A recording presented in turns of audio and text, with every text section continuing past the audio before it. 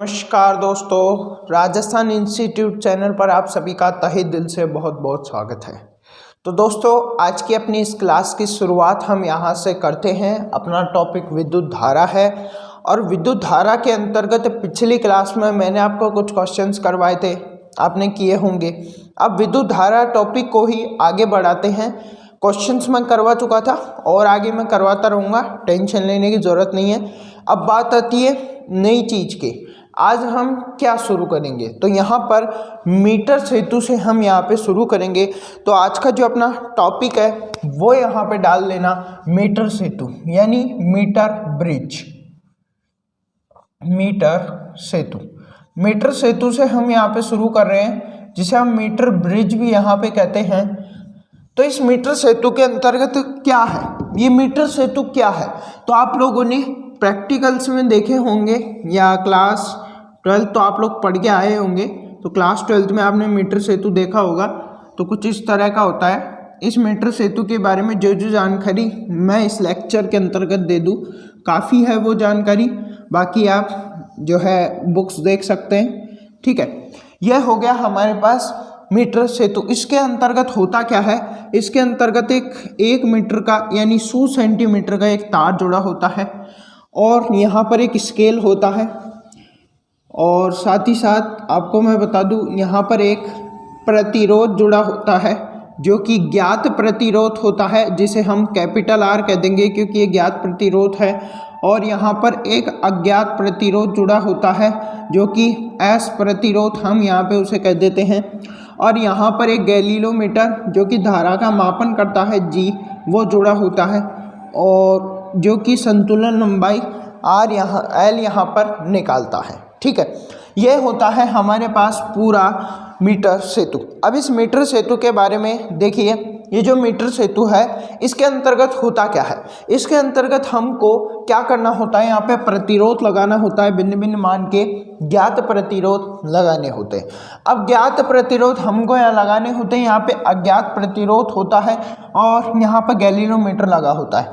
अब जब हम भिन्न भिन्न मान के ज्ञात प्रतिरोध यहाँ पे लगाएंगे तो यहाँ पर हमको संतुलन लंबाई निकालनी होती है, ठीक है। संतुलन लंबाई क्या होती है, संतुलन लंबाई वह लंबाई है जिसके अंतर्गत इस गैलीलोमीटर में विद्युत धारा का मान 0 हो जाए, ठीक है। इस पूरी 1 मीटर की लंबाई में वह बिंदु जहाँ पर इसको रखने पर या इसको टच करने पर गैलीलोमीटर में जो विक्षेप है वो 0 आए, तो वो उसकी क्या होगी, संतुलन लंबाई होगी। तो यहाँ पर मैं आपको बता दूँ, ये जो पूरा प्रोसेस है ये हमारे पास व्हीटस्टोन सेतु से संबंधित है। किससे, व्हीटस्टोन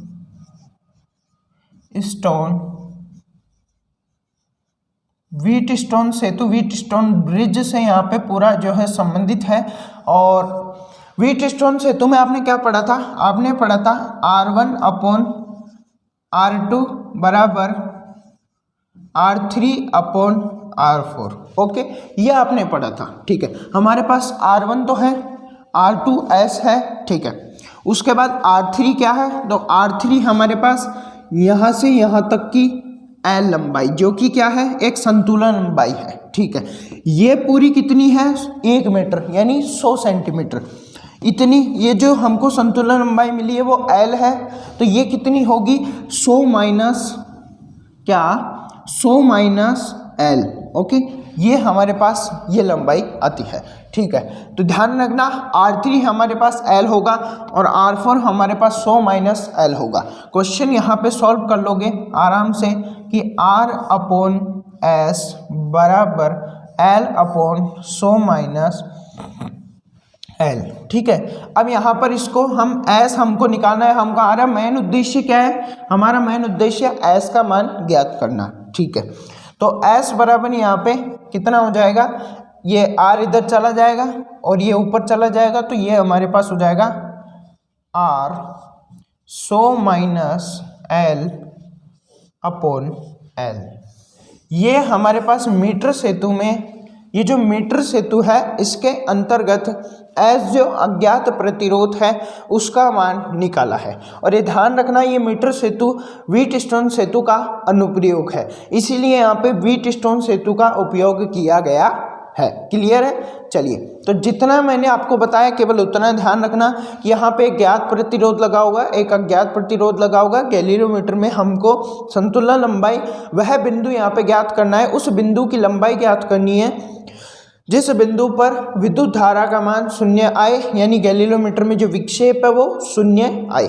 ठीक है, तो उसको ज्ञात करने के लिए आपको मैंने बताया कि जो हमारे पास मान लीजिए कि किसी L दूरी पर जो है वह बिंदु हमको प्राप्त हो गया जहाँ पर गैलीलियोमीटर में विक्षेप 0 प्राप्त हुआ है, तो वह L लंबाई संतुलन लंबाई कहलाएगी तथा हमें यह लंबाई निकालनी है। तो यह टोटल तार 100 सेंटीमीटर 1 मीटर का है, तो यहाँ पर 100 माइनस L हो जाएगा।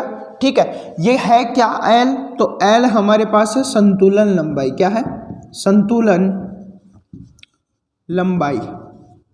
ओके, अब देखिए यहाँ पे मैंने बताया कि व्हीटस्टोन सेतु का अनुप्रयोग है। According to Wheatstone Setu R1/R2 R3/R4 होगा और R1/R2 R और RS होगा और R3/R4 L and 100 minus L होगा। यहाँ से हम अज्ञात प्रतिरोध S का मान यहाँ से ज्ञात कर सकते हैं। फॉर्मूला आपके सामने आ चुका है। ठीक है, एक और इसमें अनुप्रयोग आगे मतलब इसी का रूप है एक और, वो भी देख लीजिए जो कि आपको क्वेश्चन सॉल्व करने में बहुत ज़्यादा मदद करेगा। ये क्या है? अगर मान लीजिए हमारा ज्ञात प्रतिरोध इसके अंतर्गत ऊपर वाले में तो कहाँ पे लगा हुआ है? यहाँ पे लगा हुआ है। यदि इस ज्ञात प्रतिरोध को उठा के यहाँ लगा दिया जाए और इस अज्ञात प्रतिरोध को उठा के यहाँ लगा दिया जाए, ठीक है, जैसे मैं आपको बताऊँ, ये हमारे पास लगा दिया अज्ञात प्रतिरोध और ये लगा दिया हमारे पास ज्ञात प्रतिरोध R। यहाँ पे लगा है एक तार जो कि 1 मीटर का है, अंदर लगा है स्केल, ये स्केल लगा है और ये लगा है हमारे पास गैलीलियोमीटर। ओके, और यहाँ से निकालेंगे हम गैलीलियोमीटर का L लंबाई। ठीक है, क्लियर है? अब यहाँ पे ध्यान रखना, जब हमने ज्ञात प्रतिरोध किधर लगाया? इस तरफ लगाया, यानी किस तरफ? दाईं साइड लगाया। भाई कॉपी में तो दाईं साइड होगा ना, ऐसे मैं खड़ा हूँ तो इस तरफ दाईं साइड लगाया और ऐसे मैं खड़ा हूँ तो भले मेरा बायां हाथ इधर आ जाता है लेकिन है तो दाईं साइड। जब हमने मीटर सेतु में ज्ञात प्रतिरोध दाईं साइड लगाया तो हमें जो L लंबाई लेनी होगी वो दाएं बिंदु से ही लेनी होगी। अगर हमने ज्ञात प्रतिरोध को बाईं साइड जोड़ दिया है तो हमें L लंबाई यानी संतुलन लंबाई का जो मान है वो इस बिंदु से निकालना होगा। जब मीटर सेतु इधर लगा हो तो संतुलन लंबाई का मान इधर से, और जब मीटर सेतु इधर लगा हो तो संतुलन लंबाई का मान भी इधर से ही निकालेंगे। ठीक है, तो अब इसमें तो हमारी संतुलन लंबाई इस बिंदु से यहाँ तक आई, तो इसमें संतुलन लंबाई कहाँ से आएगी? इस बिंदु से यहाँ तक आएगी जो कि L होगी और ये हमारे पास 100 माइनस L होगी। तो क्वेश्चन में आपको कंफ्यूज करने के लिए इस तरह की चीज़ें आपको जरूर देगा, तो ये आप यहाँ पे ध्यान रखना। क्लियर है? फर्क कुछ नहीं है, फर्क इतना सा है कि जो ज्ञात प्रतिरोध था उसकी जगह बदल दी, तो यहाँ पर संतुलन लंबाई निकालने का जो बिंदु है उसको भी हमने बदल दिया। क्लियर है? ठीक है, अब यहाँ पर मैं आपको पॉइंट्स लिखाऊंगा, उन पॉइंट्स के आधार पे आप उस चीज़ को आसानी से समझ जाओगे। पॉइंट देखना, पॉइंट क्या है?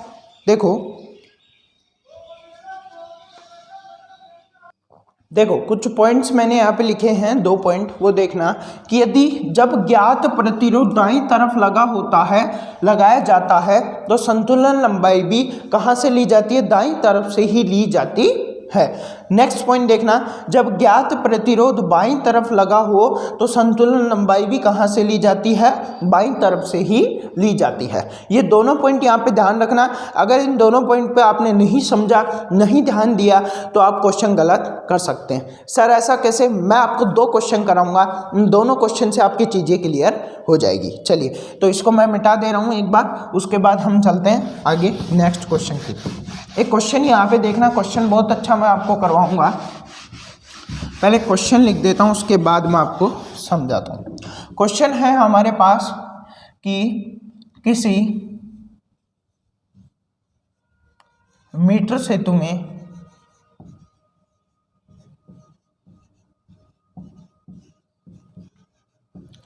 संतुलन लंबाई,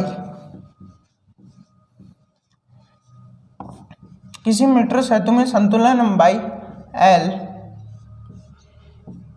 25 सेंटीमीटर है तथा यहाँ ज्ञात प्रतिरोध एवं अज्ञात प्रतिरोध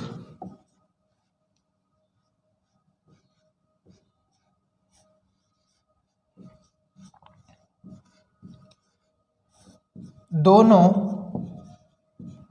जो ज्ञात प्रतिरोध तथा ज्ञात प्रतिरोध दोनों को दुगना कर दिया गया है। कितना कर दिया गया है? दुगना। तो संतुलन लंबाई पर क्या प्रभाव पड़ेगा?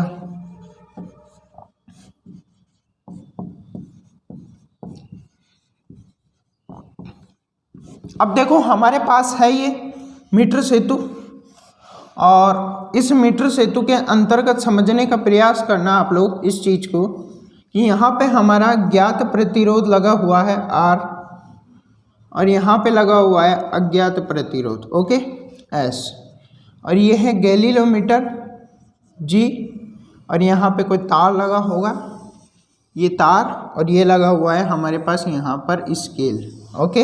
अब देखो यहाँ पे हमको संतुलन लंबाई दी हुई है, यानी ज्ञात प्रतिरोध यहाँ पे है, संतुलन लंबाई इस बिंदु से लेंगे तो इस बिंदु से संतुलन लंबाई 25 सेंटीमीटर, 25 सेंटीमीटर, ओके, क्लियर है।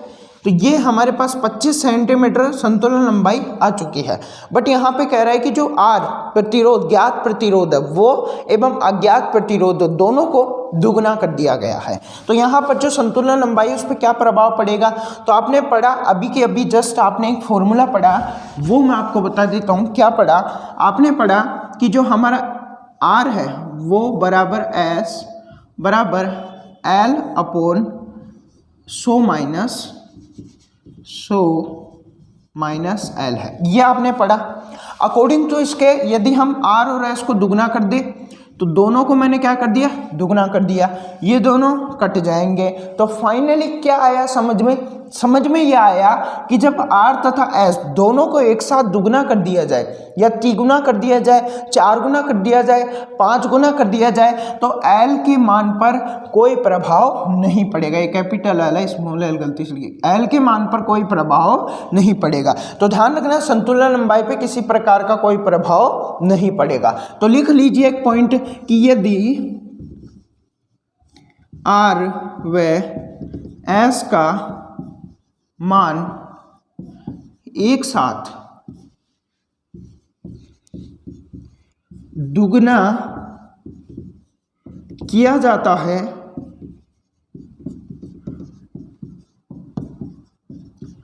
तो L पर कोई प्रभाव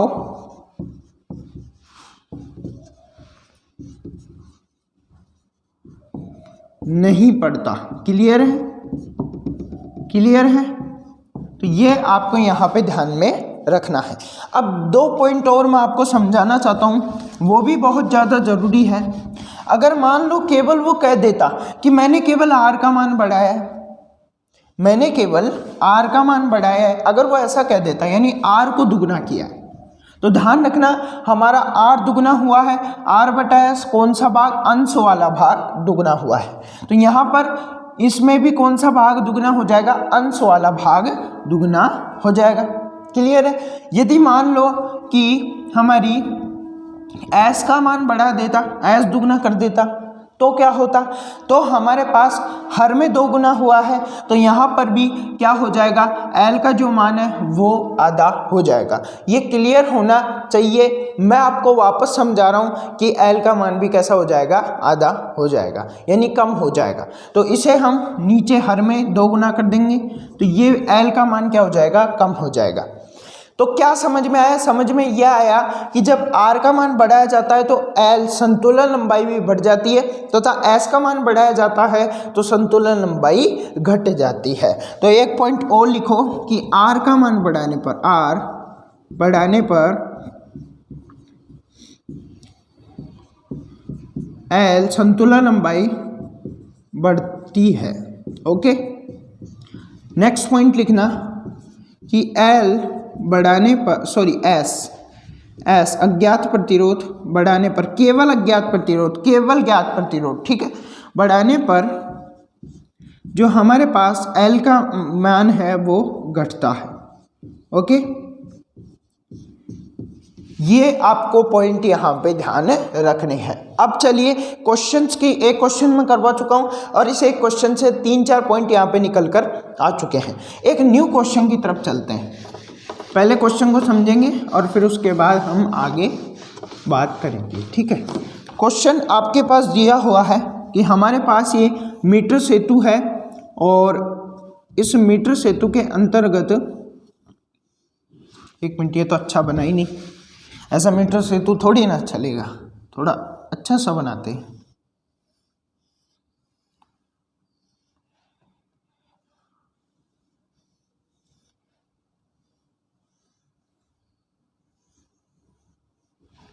ये मीटर सेतु है, इस मीटर सेतु के अंतर्गत यहाँ पे लगा है हमारा अज्ञात प्रतिरोध S, यहाँ पे लगा है ज्ञात प्रतिरोध R, यहाँ पे लगा है गैलीलोमीटर G और वो यहाँ पे ले रहा होगा 1 मीटर तार में संतुलन लंबाई L, ठीक है।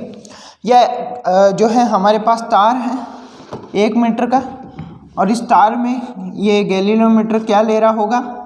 संतुलन लंबाई ले रहा होगा, ठीक है। आपको यदि इस बिंदु से संतुलन बिंदु की जो लंबाई है वो आपको 75 सेंटीमीटर यहाँ पे दे देता है। कितनी? 75 सेंटीमीटर यहाँ पे दे देता है।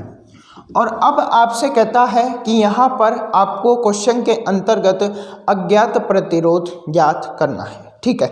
अब अज्ञात प्रतिरोध ज्ञात करने का फॉर्मूला तो हमको ध्यान है, S बराबर R into 100 minus L upon capital L, L upon capital L, ये फॉर्मूला तो हमको ध्यान है। लेकिन हम संतुलन लंबाई L क्या हम 75 सेंटीमीटर यहाँ पर लेंगे, तो ये ध्यान रखना यहाँ पर हम 75 सेंटीमीटर नहीं लेंगे।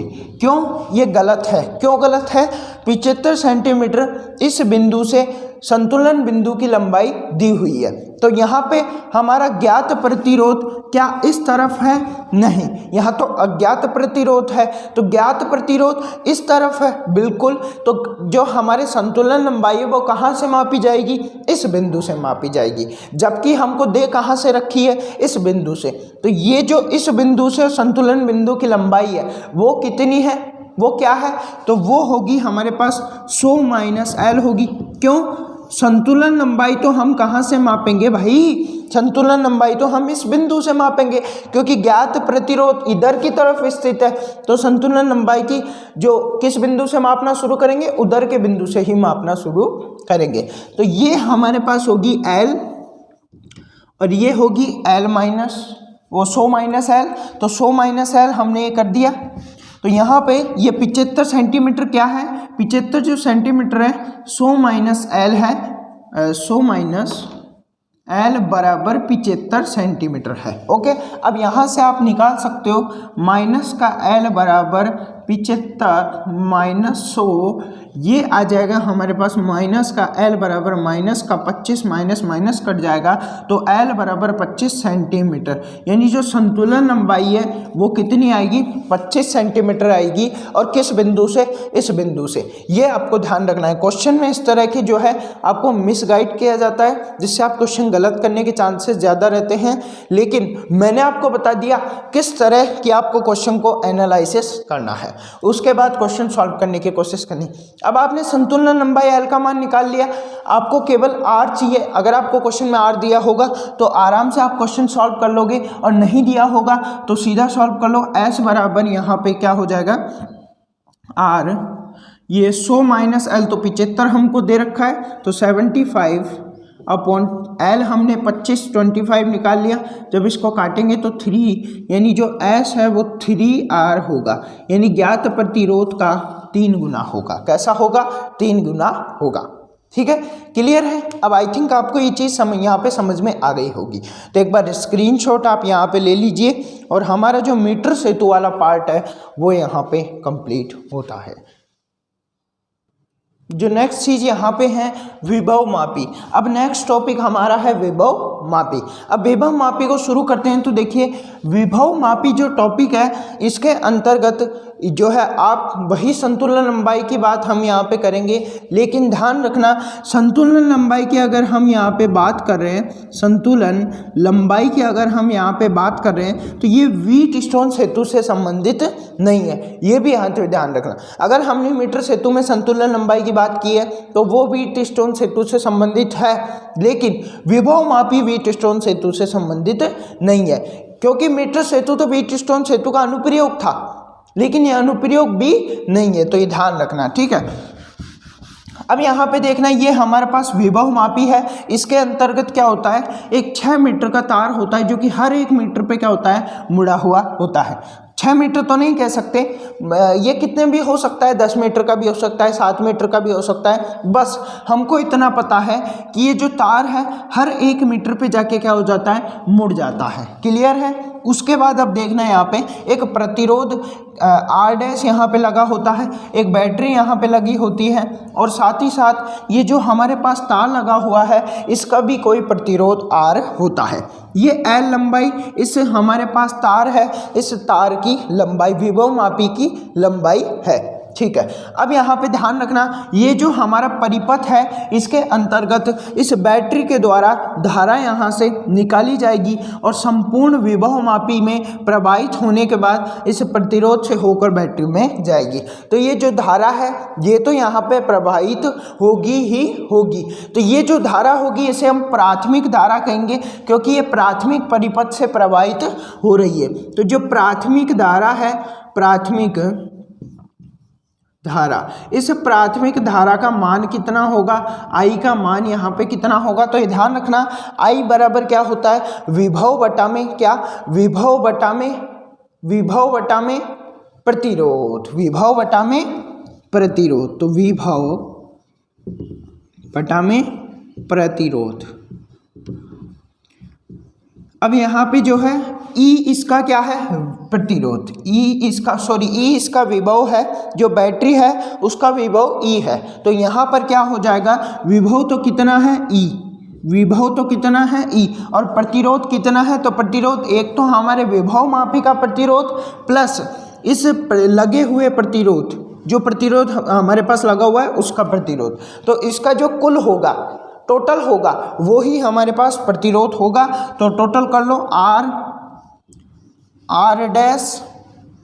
प्लस R, ये हमारे पास हो गया प्राथमिक धारा, प्राथमिक धारा का फॉर्मूला। देखिए जो राशि मैं आपको विभव मापी में बताऊं, केवल वो राशि आप ध्यान रखिए, उनके फॉर्मूलों याद कर लीजिए और उन फॉर्मूले को कैसे अप्लाई करना है, इसके अंतर्गत क्या क्या है उस फॉर्मूले में से रिलेटेड, केवल वो समझ लीजिए। फॉर्मूला कैसे आया, किस तरह आया, इन सब पर ध्यान ना दे तो अच्छा रहेगा।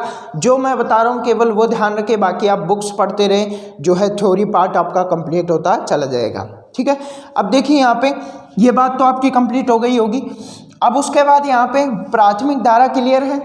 ठीक है, अब यहाँ पर हमारे पास ये जो परिपथ है इसके अंतर्गत आपको द्वितीयक विभव की बात करूंगा। किसकी, द्वितीयक विभव। ये हमारे पास लगा हुआ है एक बैटरी, यहाँ पे लगा हुआ है गैलीलोमीटर, जो कि यहाँ पे ले रहा होगा क्या, संतुलन लंबाई। ठीक है, अब यहाँ पे जो द्वितीयक विभव होगा V, द्वितीयक विभव,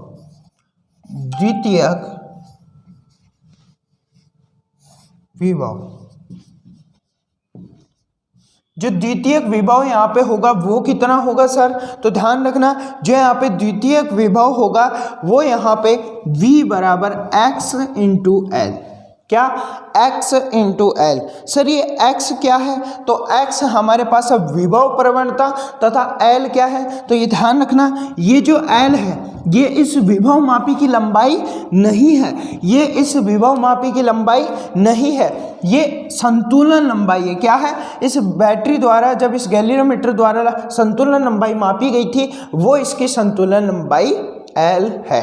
क्लियर है, तो यहाँ पे ये बात आपको ध्यान रखनी है कि द्वितीय विभव V बराबर x इंटू एल होगा। x विभव प्रवणता है एवं l संतुलन लंबाई है। अब हम बात कर लेते हैं कि विभव प्रवणता क्या है। क्या, विभव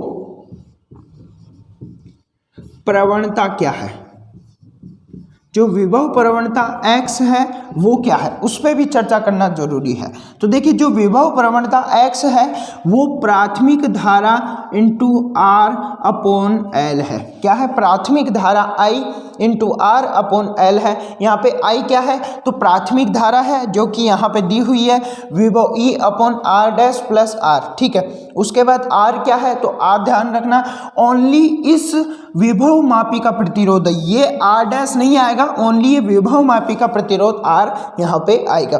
L क्या है, तो L संतुलन लंबाई है जो कि इस गैल्वेनोमीटर द्वारा मापी गई है। क्लियर है, तो ये हमारे पास तीन राशियां है, प्राथमिक धारा, दूसरी राशि द्वितीयक विभव, तीसरी राशि विभव प्रवणता। इस तीनों राशि की फॉर्मूले आपको ध्यान रखने हैं और आगे हम इस विभव मापी के अनुप्रयोगों को देखेंगे। तो जो भी चीज़ें मैं बताते जा रहा हूँ ओनली उन पे फोकस कीजिए, वो ध्यान रखिए। तो अब एक बार स्क्रीनशॉट आप ले लीजिए, उसके बाद मैं बात करूँगा इसका एक अनुप्रयोग की थोड़ी सी चर्चा इस वीडियो में कर लेंगे। अब यहाँ पर इसका विभव मापी का एक अनुप्रयोग आप ध्यान रखिए, कौन सा अनुप्रयोग, कि बैटरी का आंतरिक प्रतिरोध। क्या, बैटरी का आंतरिक प्रतिरोध ज्ञात करने के लिए विभव मापी का उपयोग किया जाता है। इसमें होता क्या है, ये हमारे पास विभव मापी है जिसकी विभव मापी की L लंबाई है, इसका प्रतिरोध R है, यहाँ पे R डैश प्रतिरोध लगा हुआ है, बैटरी लगी हुई है। अब हम यहाँ पर एक और बैटरी यहाँ पर लगा देंगे, ठीक है, जिसको गैल्वेनोमीटर से जोड़ देंगे और इस गैल्वेनोमीटर से हम संतुलन लंबाई का मापन करेंगे। ठीक है, उसके बाद हम यहाँ पर क्या करेंगे, एक कुंजी लगा देंगे और कुंजी लगाने के बाद यहाँ पर लगा देंगे एक R प्रतिरोध। क्या लगा देंगे, R प्रतिरोध, और उसे यहाँ पे जोड़ देंगे। अब यहाँ पर जो है ये हमारे पास पूरा परिपथ तैयार हो जाएगा जिसके माध्यम से हम क्या निकाल सकेंगे, उसके माध्यम से हम बैटरी का आंतरिक प्रतिरोध निकाल सकेंगे। तो इस तरह का परिपथ बनेगा। अब हमने बैटरी का आंतरिक प्रतिरोध निकाल लिया है कि R बराबर L1 minus L2 upon L2 into R। यहाँ पर L1 क्या है और L2 क्या है ये हम चर्चा यहाँ पर कर लेते हैं। इसी के लिए मैंने परिपथ बनाया है जिससे फॉर्मूला भी समझ में आ जाए और चीज़ें भी समझ आ जाए। देखिए L1 क्या है, तो जब हम कुंजी को बंद रखें, जब हम पहली बात तो जो L है ये स्मॉल है, इससे एक चीज़ तो क्लियर है, स्मॉल L होने का मतलब कि ये संतुलन लंबाई है। अगर ये कैपिटल L होती तो समझ जाते कि विभव मापी की लंबाई है, लेकिन ये कैसे हैं, स्मॉल L, तो यानी संतुलन लंबाई है। ठीक है, अब संतुलन लंबाई तो है लेकिन L1 किसकी संतुलन लंबाई है और L2 किसकी संतुलन लंबाई है। तो देखिए L1 जो हमारे पास है वो हमारे पास किसकी संतुलन लंबाई, जब हम कुंजी को बंद खुला रखें, जब हम कुंजी को कैसा रखें, खुला रखें, तब जो संतुलन लंबाई आएगी वो L1 आएगी। जब हम कुंजी को बंद कर देते हैं तो परिपथ पूरा हो जाता है और तब जो संतुलन लंबाई आएगी वो L2 आएगी। तो वही है, तो क्या है, कुंजी को खुला रखने पर, कुंजी को खुला रखने पर